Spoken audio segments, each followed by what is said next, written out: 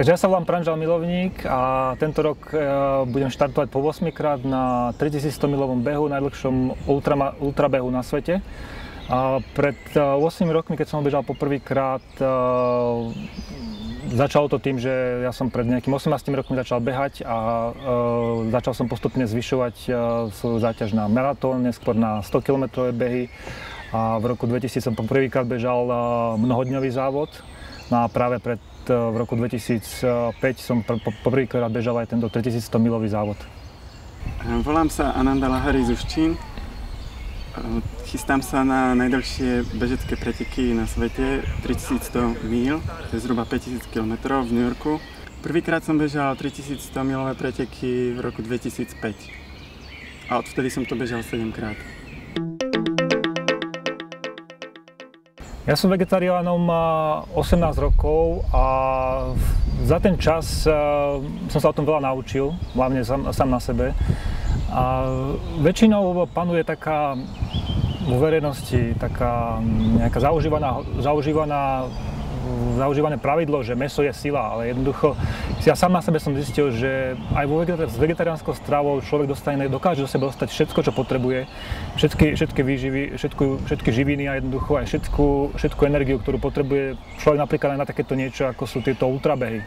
Takže vy aj počas toho 3100 milového behu, počas tých 50 dní, čo tam beháme, tak všetká strava, ktorú tam máme, je vegetariánska, čisto vegetariánska strava, založená na správnej kombinácii karbohydrátov, proteínov, tukov, všetky vitamíny, všetko dokážeme dostať z tohto.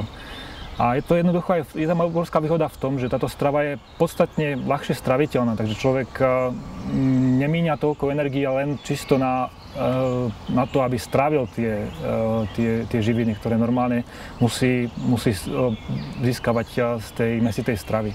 Že v tomto je obrovská výhoda oproti nevegetariánskej strave. Ja som vegetariánom zhruba 14 rokov. Nejem žiadne mäso, žiadne ryby, žiadne kuracie mäso, ale jem mliečne výrobky, aj vajíčka, nejem len mäso. A viem, že kedysi ešte dávno som si hovoril, tak vyskúšam byť, ako to je nejesť mäso. Týždeň som nejedol mäso, potom som nabehal do prvej predajne, kde predávali nejaké párky, kúpil som si, som sa napchal a si myslel, že teraz to je dobré. A potom som sa začal venovať meditácii. Tam som počul, že je dobré byť vegetariánom. To je taký dlhší príbeh.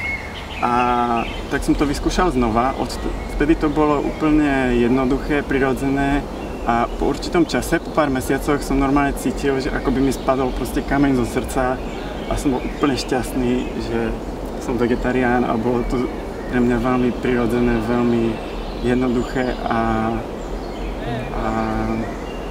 poznášajúce. A začal som objavovať nové chute. Pre mňa tento beh nie je čisto nejaká fyzická záležitosť alebo proste nejaká športová záležitosť. Pre mňa to je nejaká duchovná záležitosť.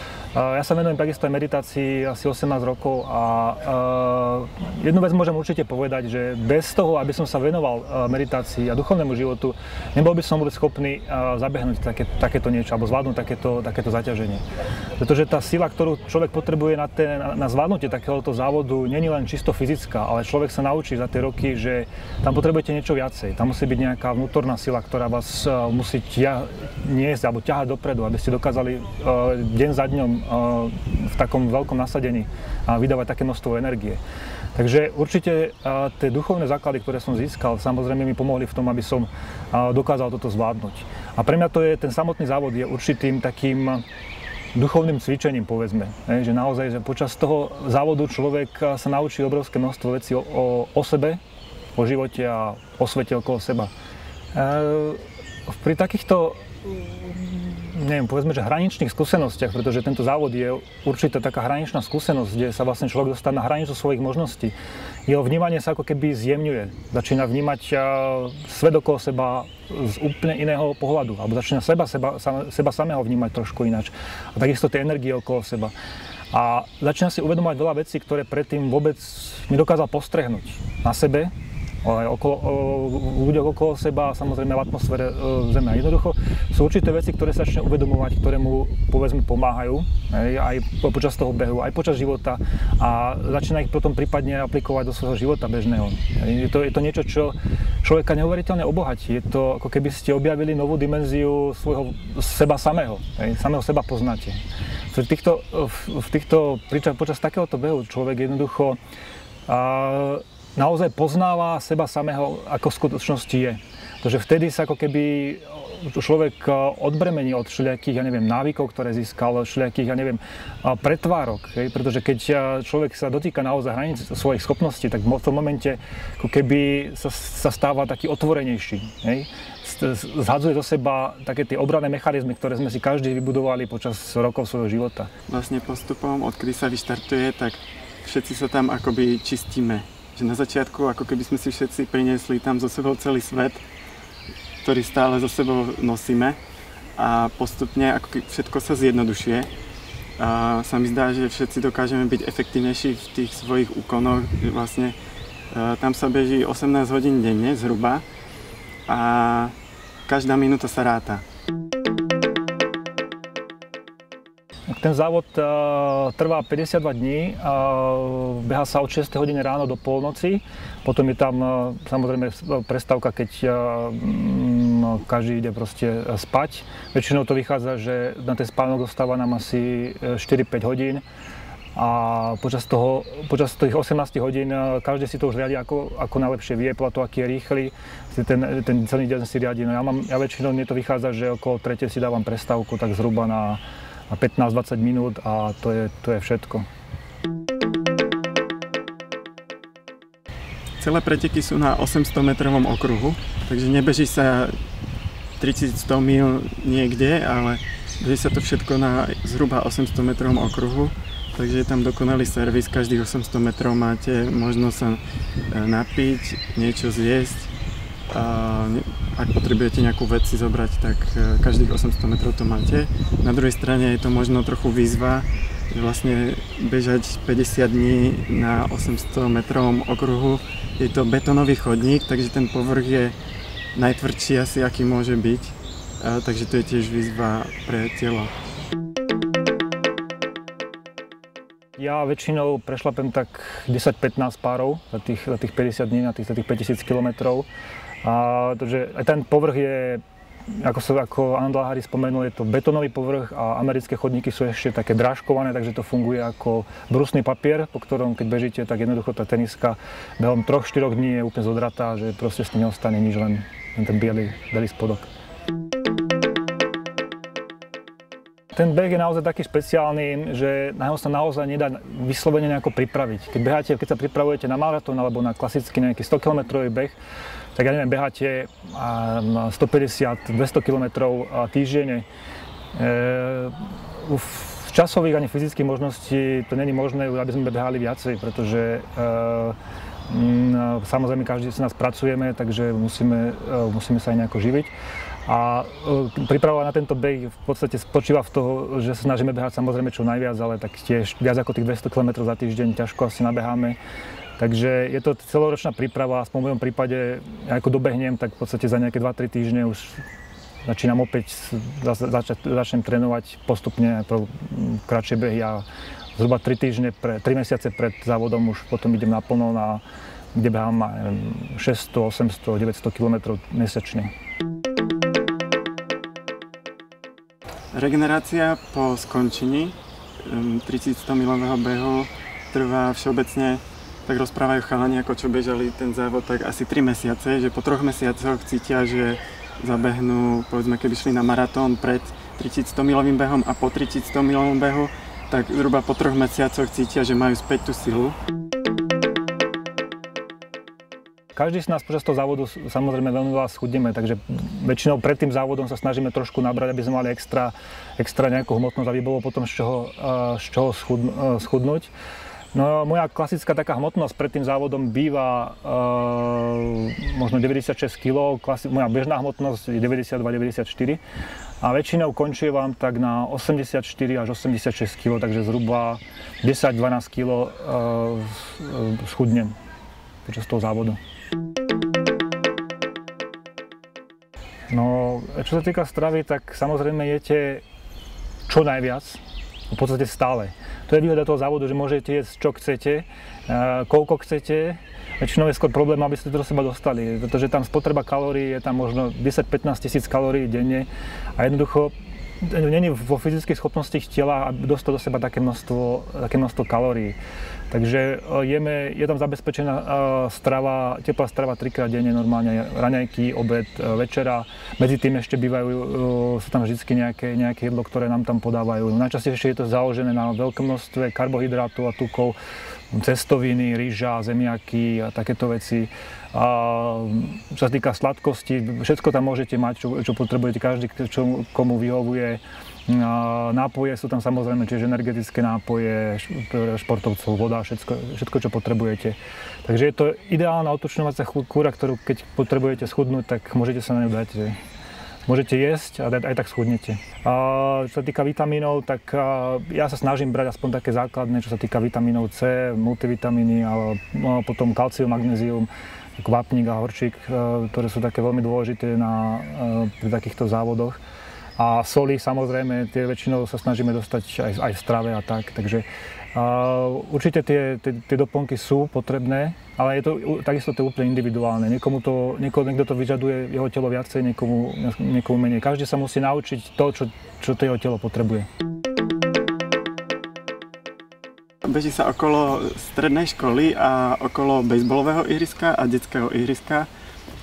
Na tom ihrisku ešte sú nejaké ďalšie také akoby kurty, kde rôzne decká, tínedžeri ako hrajú basketbal a iné hry.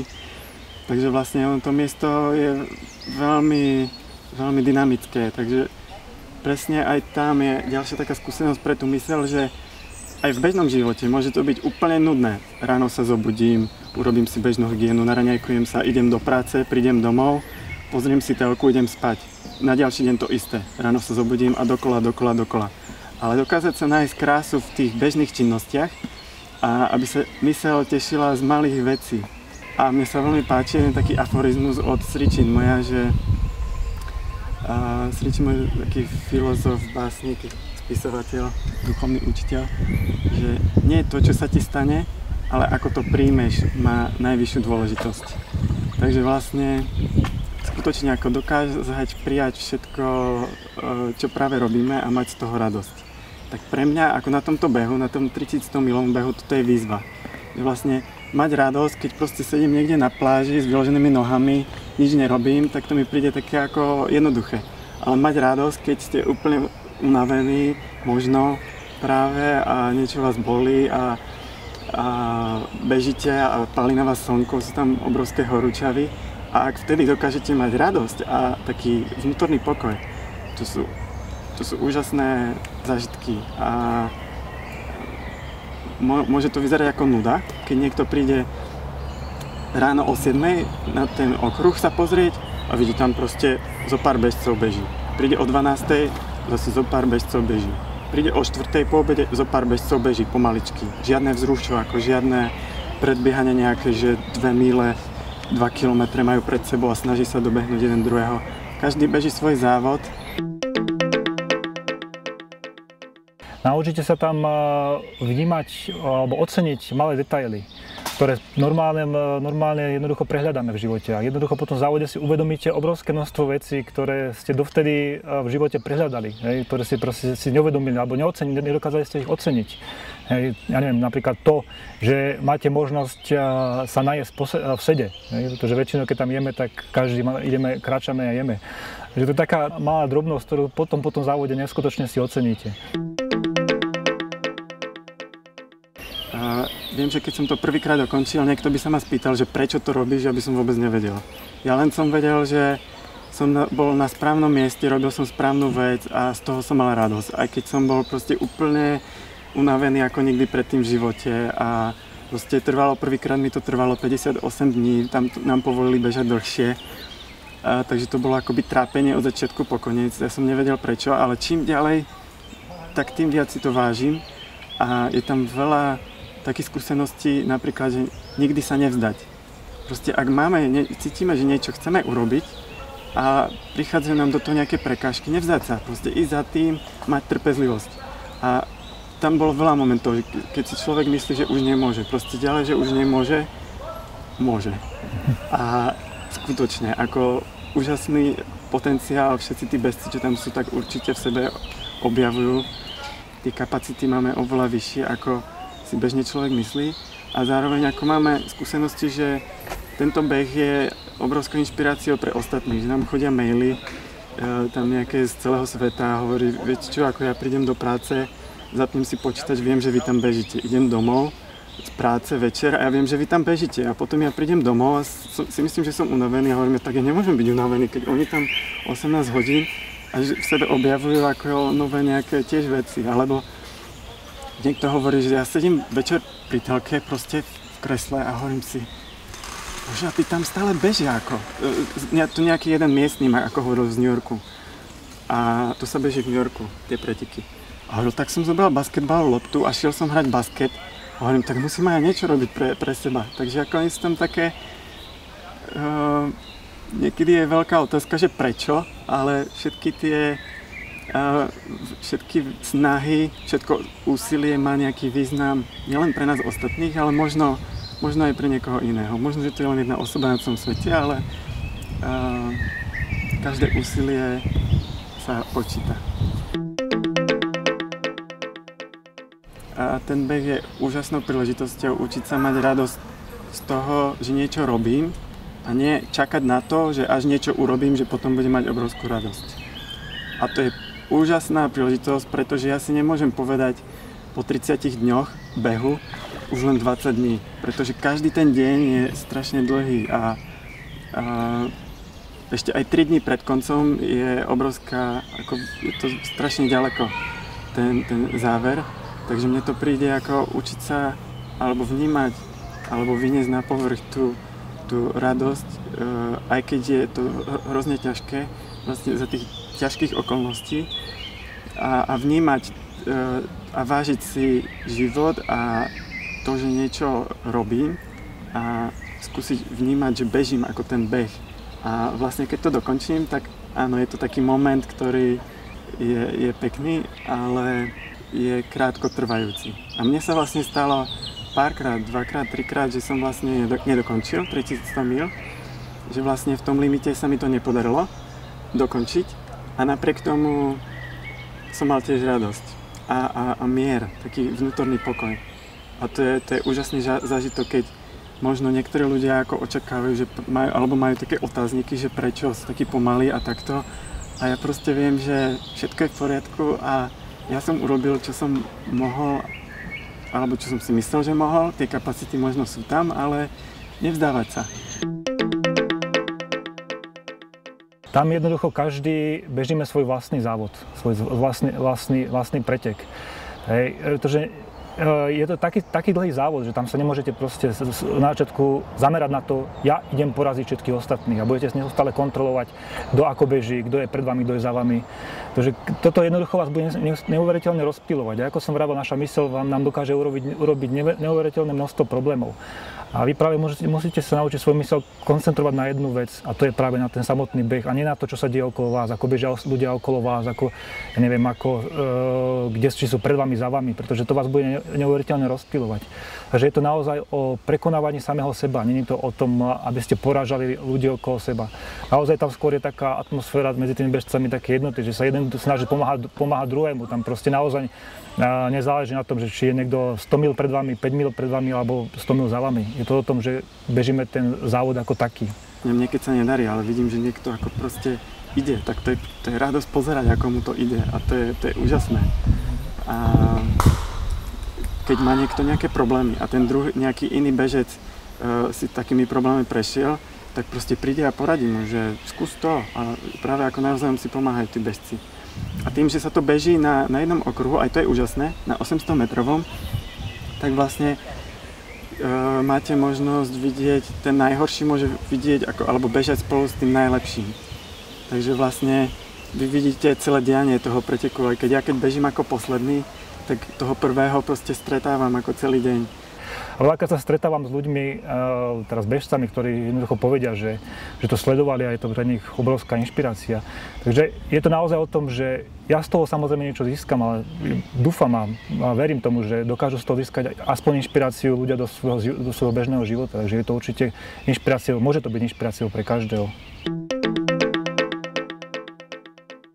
Moja osobná skúsenosť je, od malička som mal stále problémy s kĺbami, kolena, bedra, kotníky, členky. Zhruba prvé 2 závody tiež úžasné problémy ako bolesti, kolena, bedra. Teraz už ako mám síce ako nejaké bolesti, ale nie sú to tie kĺbové a práve moje telo je oveľa silnejšie po tých behoch ako predtým. Určite keď sa pozriem, moje prvé preteky boli 2005. Keď sa pozriem predtým a teraz moje telo je určite v lepšej kondícii ako predtým. A niektorí ľudia hovoria, že prečo to robíš, to musíš ničiť svoje telo na tom betóne, ako bežať celý deň. Opak. Zatiaľ vidím opak. Človek nikdy nevie, ako je to ťažko povedať, ale ako zatiaľ v mojom prípade vyslovene je to opak, že moje telo je silnejšie, odolnejšie. Zhruba pred 14 rokmi som sa začal venovať meditácii. Mám učiteľa meditácie, Sri Chinmoy. On sa snažil celým svojím životom inšpirovať ľudí, aby sa seba prekonávali v nejakej sfére. Ako vôbec to neznamená, že musím sa stať majstrom sveta v niečom, alebo musím byť ďalší Mozart. Proste tam, kde sme, aby sme sa snažili nejak trošku zlepšiť a tým môžeme inšpirovať, stať lepšími. A to je úžasné, že vlastne ja behám 3100 mil, tak to je strašne dlhá vzdialenosť, ale to je pre mňa seba prekonávanie. Že vlastne dokázal som zabehnúť takú veľkú vzdialenosť. Ale pre niekoho to môže byť to, že vôbec začne bežať, že proste vyjde von a dokáže zabehnúť 10 metrov. A možno, že o rok dokáže si zabehnúť okolo rybníka 2 kilometre, to bude jeho sebeprekonávanie a životný výkon a bude mať z toho úžasnú radosť. Pre niekoho to môže byť to, že celý život sa venoval napríklad vede a zrazu v 50 rokoch sa začne učiť hrať na flautu a za 2 roky si dokáže zobrať noty a zahrať niečo a to je to jeho sebaprekonanie. A to sú úžasné momenty a príbehy, ktoré ako počujete.